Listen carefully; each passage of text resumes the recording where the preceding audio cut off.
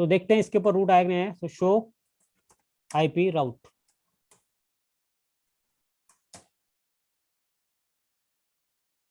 आ रहे इसके ऊपर DEX करके रूट, कहाँ कौन कौन से आ रहे हैं?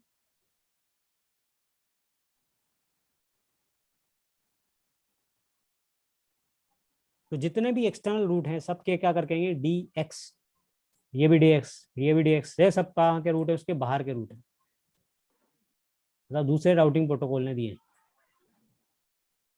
12 का रूट भी हो गया, जो 12 का अपन ढूंढ रहे थे वो कहाँ से आ रहा है? बाहर से आ रहा है। तो ये सब बाहर के जो भी रूट रहेंगे वो कैसे दिखेंगे आपको? DX करके ना आएंगे।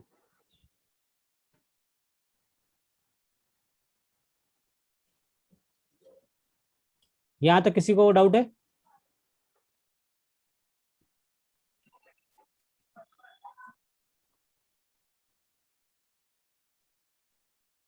अब एक और करेंगे हम। यहाँ पर यदि रिप होता तो क्या होता? यहाँ पर अभी रिप प्रोटोकॉल होता, REP रिप, तब कैसे हुआ?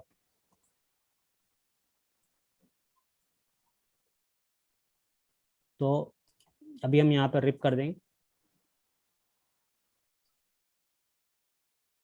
इस पर रिप कॉन्फ़िगर करेंगे। R4 के ऊपर क्या करेंगे? रिप कॉन्फ़िगर करेंगे। तो R4 के ऊपर क्या कर देंगे?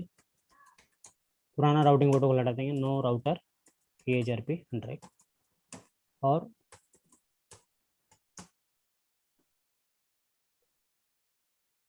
राउटर रिप, और नेटवर्क जो भी इसका नेटवर्क है, एक तो कौन सा है इसके पास? 34 का है और एक 44 का है।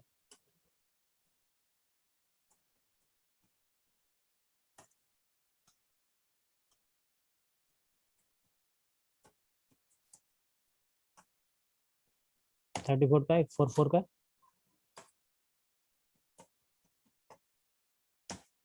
नो ऑटो समरी कमांड डाल दो। ये यहाँ पर रिप कॉन्फ़िगर हो गया R4 के ऊपर। रिप कॉन्फ़िगर में क्या करना रहता है? राउटर रिप, और जो भी नेटवर्क एडवर्टाइज करना है वो नेटवर्क एडवर्टाइज कर देते हैं। ऐसे R3 के ऊपर भी कर देंगे।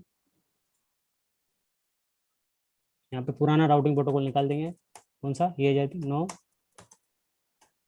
Router EHRP 100। तो इंटरफेस नहीं दिया, इंटरफेस देना पड़ेगा ना? इंटरफेस पे कुछ नहीं करना होता, कॉन्फ़िगरेशन सब ग्लोबल कॉन्फ़िगरेशन मोड पे होती है। इंटरफेस पे कुछ चेंजेस करने की जरूरत नहीं है। राउटर रिप, नेटवर्क कौन सा नेटवर्क? वो 34 वाला, वही नेटवर्क आपको सिर्फ बताना है, 34.0, और नो ऑटो समरी। आप ये शो IP राउट करोगे तो आपको पता चल जाएगा कि जो रूट आ रहा है, रिप का रूट आएगा यहाँ पे 444।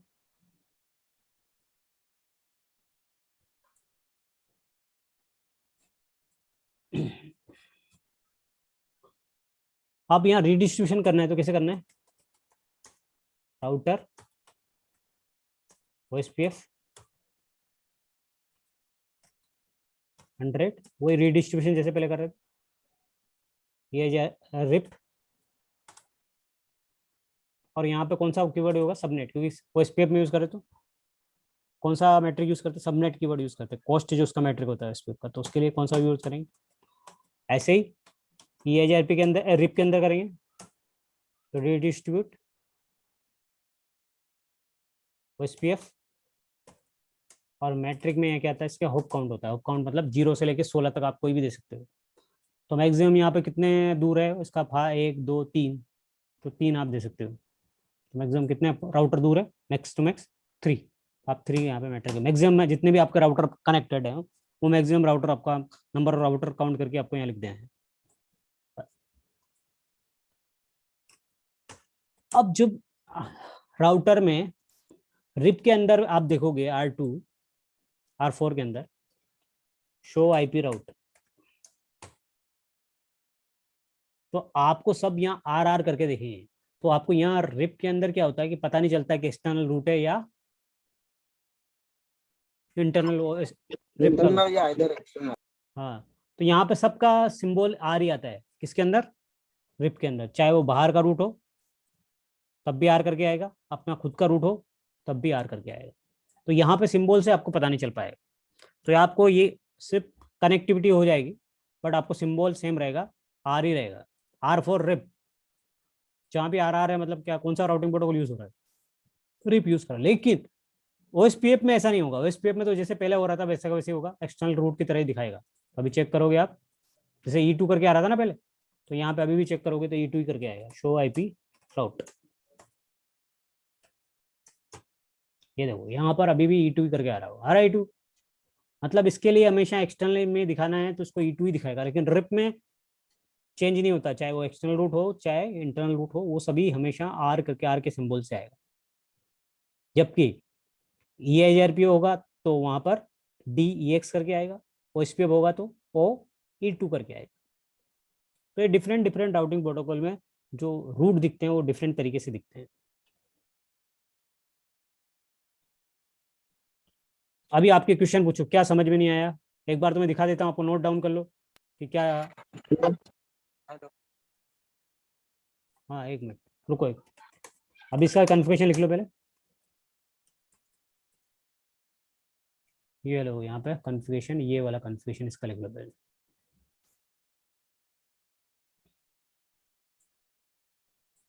ये कन्फिगरेशन लिखो अभी, फिर अभी मेरे से पूछना जो अभी आपको डाउट है कि क्या समझ में आया अभी तक रिडिस्ट्रीब्यूशन के अंदर। और भी करेंगे अभी ये, लेकिन अभी यहाँ तक आज इतने करेंगे। फिर इसके डिसएडवांटेज भी देखेंगे, क्या रिडिस्ट्रीब्यूशन यूज कर रहे हैं तो एडवांटेज क्या है, डिसएडवांटेज क्या है। एडवांटेज तो ये है कि आपको एक राउटिंग प्रोटोकॉल दूसरा राउटिंग प्रोटोकॉल में रूट आसानी से चले जाते हैं आपको, किसके थ्रू, रिडिस्ट्रीब्यूशन कमांड के थ्रू। बट इसके डिसएडवांटेज भी एडवांटेज है, क्योंकि यदि मैट्रिक तो फिर भी सेम नहीं हुई ना। यदि आपने रिडिस्ट्रीब्यूट तो रूट कर दिए, बट मैट्रिक तो अलग रहेगी, ओएसपीएफ की अलग रहेगी, रिप की अलग रहेगी, तो कुछ इश्यू भी आएंगे। उसके लिए हम नेक्स्ट क्लास में अपन डिस्कस करेंगे। फिर इसमें बीजेपी के साथ करेंगे, border router border gateway routing protocol, BJP के साथ करेंगे। ट्रिप के साथ तो कर लिया, ओएसपीएफ के साथ कर लिया, EIGRP के साथ कर लिया।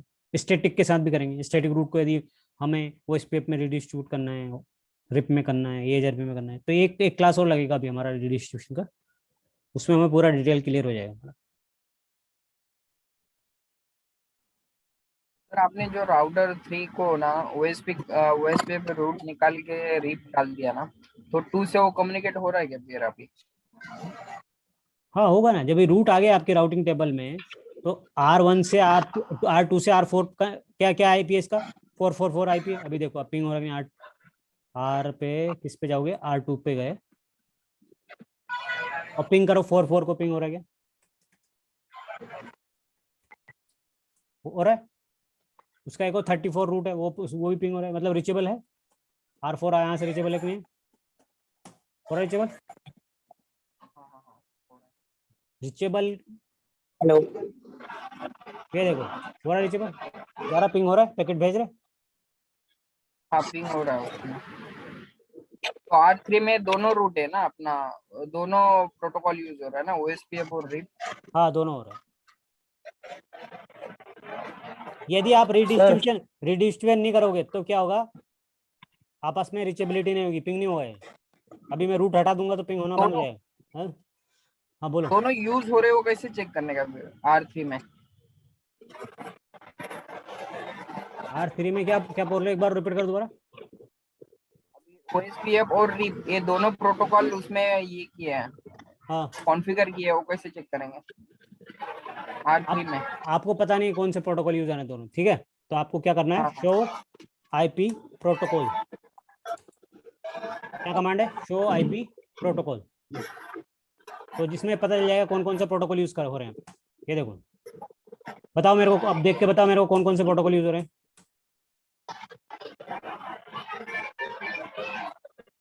बताओ मेरे को कौन कौन से प्रोटोकॉल यूज हो रहे हैं, कौन बताएगा। सर रिप यूज हो रहा है, हाँ रिप यूज हो रहा है और हाँ ऊपर लिखा है प्रोटोकॉल इज ओएसपीएफ और रिप। ये ओएसपी लिखा है, इधर रिप लिखा है, पता चल रहा है कि हाँ हाँ रिप भी हो रहा है। तो कमांड क्या है, शो आईपी प्रोटोकॉल। इस कमांड से आपको पता चलेगा कि कौन कौन से प्रोटोकॉल इस राउटर के ऊपर यूज हो रहे हैं। तो कमांड क्या है, शो आईपी प्रोटोकॉल्स। ये कमांड के थ्रू आप चेक कर सकते हैं कि इस राउटर के ऊपर कौन कौन से राउटिंग प्रोटोकॉल अभी यूज हो रहे हैं। अभी रिप हो रहा है तो रिप भी बता रहा है, ओएसपीएफ हो रहा है तो ओएसपीएफ बता रहा है, तो दोनों राउटिंग प्रोटोकॉल बता रहा है साथ में। और यहाँ भी बता रहा है कि रीडिस्ट्रीब्यूट हो रहा है कि नहीं हो रहा है, तो लिख रखा है रिप रीडिस्ट्रीब्यूट हो रहा है ओएसपीएफ में, और रिप में देखो यहाँ पे ओएसपीएफ बताएगा, तो ये भी बताएगा रिडिस्ट्रीब्यूट हो रहा है या नहीं हो रहा है, वो भी दिखाएगा। यहाँ दिखा रहा रिप रिडिस्ट्रीब्यूटेड रिप, ऐसे ही यहाँ पे इसमें दिखाएगा कि यहाँ पे ओएसपीएफ रिडिस्ट्रीब्यूट दिखा रहा है, ओएसपीएफ रिडिस्ट्रीब्यूट ओएसपीएफ। ये भी दिखाएगा कि रिडिस्ट्रीब्यूट हो भी रहा है कि नहीं हो रहा है, नहीं हो रहा है तो करना पड़ेगा, हो रहा है तो दिक्कत है। अभी यहाँ हो रहा है तो दिखा रहा है डिस्ट्रीब्यूटिंग ओएसपीएफ और रिप दोनों हो रहा है आपस में, यहाँ भी दिखाएगा, ओएसपीएफ में भी दिखाएगा रिडिस्ट्रीब्यूटिंग, ये रिडिस्ट्रीब्यूटिंग लिखा रहा है, रिप है external routes from RIP including subnet, subnet मतलब वो ओएसपीएफ से, ओएसपीएफ रिप में रिप रिडिस्ट्रीब्यूट हो रहा है और रिप में ओएसपीएफ दिखा रहा है दोनों को। तो समझ में आया, चेक करने के लिए कमांड क्या है, शो आईपी प्रोटोकॉल्स। हाँ और पूछो, आपके क्वेश्चन पूछो फटाफट, जो भी डाउट है वो पूछो, जब तक डाउट नहीं पूछोगे समझ में नहीं आएगा, आप कंफ्यूजन बना रहेगा इंटरव्यू में, फिर आपका क्रैक नहीं कर पाओगे। तो बिंदास होके जो भी समझ में नहीं आया पूछने का, कि क्या है, क्यों है, कैसे है, इसका यूज़ क्या है, सब पूछने का, जो भी आपके मन में क्वेश्चन आ रहा है तो जिससे इंटरव्यूअर पूछ सकता है, ऐसा क्वेश्चन आप पूछ सकते हैं।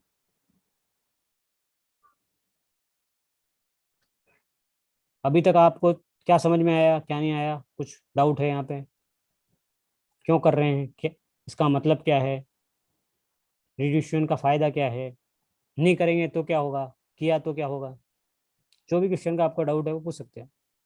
यदि मान लो यहाँ पे मैं रिडिस्ट्रीब्यूट नहीं करता हूँ तो क्या R1 से R4 रिचेबल होगा, R2 से R4 रिचेबल होगा, नहीं होगा, ये कनेक्टिविटी इस्टेब्लिश नहीं होगी। हमें कनेक्टिविटी चाहिए R1 से R4 की, R2 से R4 की, तो हमें यहाँ पर रिडिस्ट्रीब्यूशन करना ही पड़ेगा, ये मस्ट है, ये ऑप्शनल नहीं है, मस्ट है, करना ही पड़ेगा, कोई आपके पास दूसरा ऑप्शन है ही नहीं। और जो पहला डायग्राम आपने निकाला था ना, वो ओएसपीएफ और आईजीआरपी का, ईआईजीआरपी का, हाँ वो करेंगे ना, ओएसपीएफ का, ब्रांड ये जेआरपी का भी करेंगे अभी तो। ब्रांडविड्थ हाँ वो भी करेंगे, ब्रांडविड्थ वाला नहीं क्या, हाँ वो 100 और 100 वाला वो भी करेंगे ना, कल प्रैक्टिकल में। नेक्स्ट क्लास में करेंगे वो।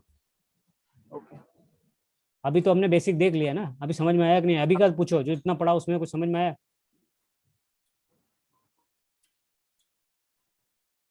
इसमें जितना पढ़ा है उसमें से कोई डाउट हो तो पूछो आप, है doubt? Hello sir.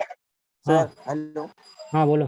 Sir, which command is used for when we are configure the EIGRP protocol for checking MTU and delay value sir? जब सर EIGRP कॉन्फ़िगर करते तो हमें उसकी डिले वैल्यू मैट्रिक्स की नीड होती है ना। आवाज बहुत आ रहा, बैकग्राउंड में आवाज बहुत आ रहा तुम्हारा, थोड़ा वो आवाज को कान में डायरेक्ट एयरफोन यूज करो। Okay hello. हाँ सर, जब हम EIGRP कॉन्फ़िगर करते हैं तो हमें यू की वैल्यू की जरूरत होती है, नीड होती है, और डिले वैल्यू की नीड होती है, तो उसके लिए कौन सा कमांड यूज करेंगे? हाँ तो ये देखो, यदि आपको चेक करना है तो ये जो इंटरफेस है, ये जैसे EIGRP में F00 है, बंद करो अभी वो कर, बंद करो।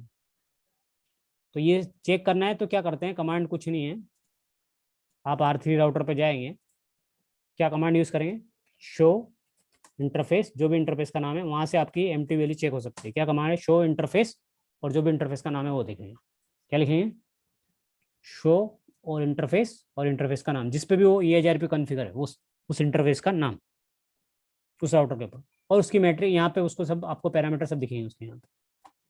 Okay sir, okay, thank you. Show interface, और जो भी इंटरफेस पे EIGRP कॉन्फ़िगर है उस इंटरफेस का नाम।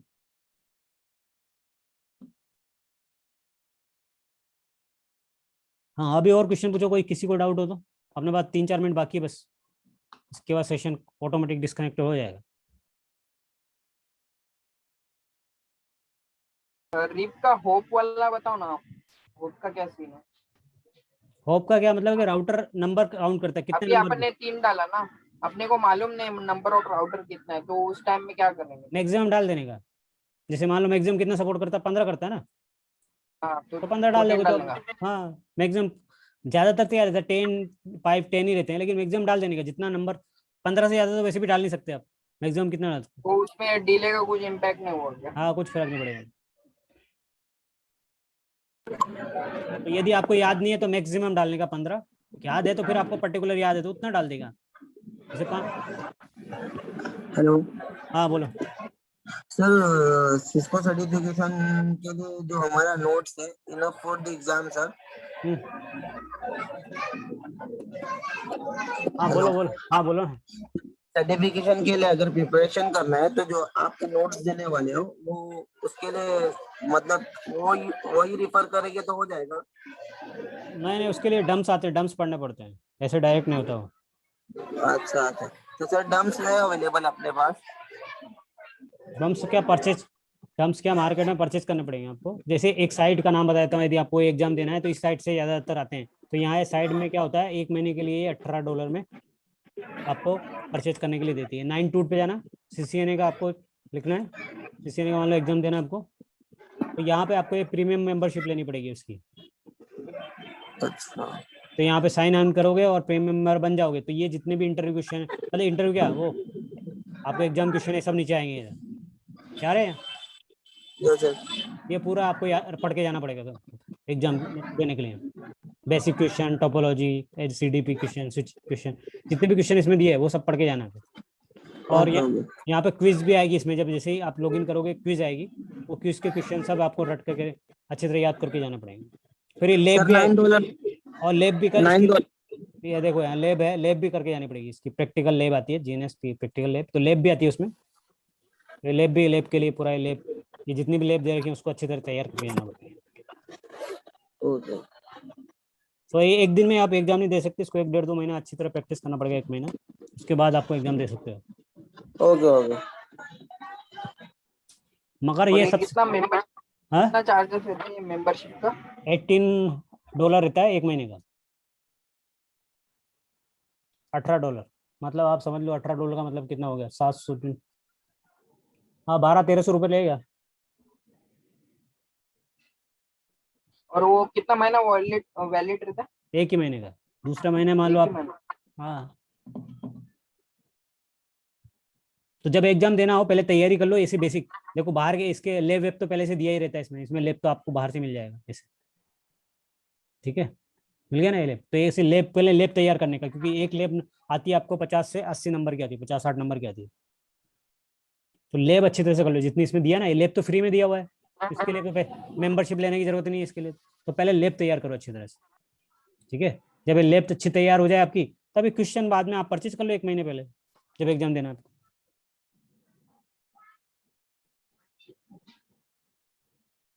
तो इसी में से आता है 90% से अबव क्वेश्चन सभी इसी में आ जाते हैं, मतलब पास तो इसमें से आ रहा, आसानी से हो जाता है बंदा। लेकिन बाय हार्ट भी याद होना चाहिए, ऐसा नहीं बाय हार्ट मतलब आपको कोई भी, जैसे यहाँ स्विचिंग क्वेश्चन है, तो ये क्वेश्चन यहाँ पे क्या होता है, अभी तो क्या आप मेंबरशिप नहीं लिया हुआ, जैसे मैंने एक में मेंबरशिप लिया था बीच में, देखो किसके लिए लिया था, 9 टूट का एक एग्जाम के लिए लिया था, एनकोर का एग्जाम था, मैंने यहाँ किसकी मेंबरशिप लिया था। तो जैसे इसके क्वेश्चन कैसे दिखेंगे आपको, देखो आर्किटेक्चर को देखना है तो ऐसे क्वेश्चन रहेगा, उसका डिस्क्रिप्शन भी रहेगा, तो आपको ये पढ़ के जाना है, सिर्फ ऐसे नहीं क्वेश्चन रट के चले गए, क्योंकि मान लो क्वेश्चन थोड़ा बहुत चेंज हुआ तो ये डिस्क्रिप्शन से आपको समझ में आ जाएगा। जैसे अपना ये JRP के क्वेश्चन देखते हैं, ये JRP OSPF का, यहाँ पे क्वेश्चन जैसे आपका ये आया कि विच OSPF नेटवर्क टाइप्स कंपेटेबल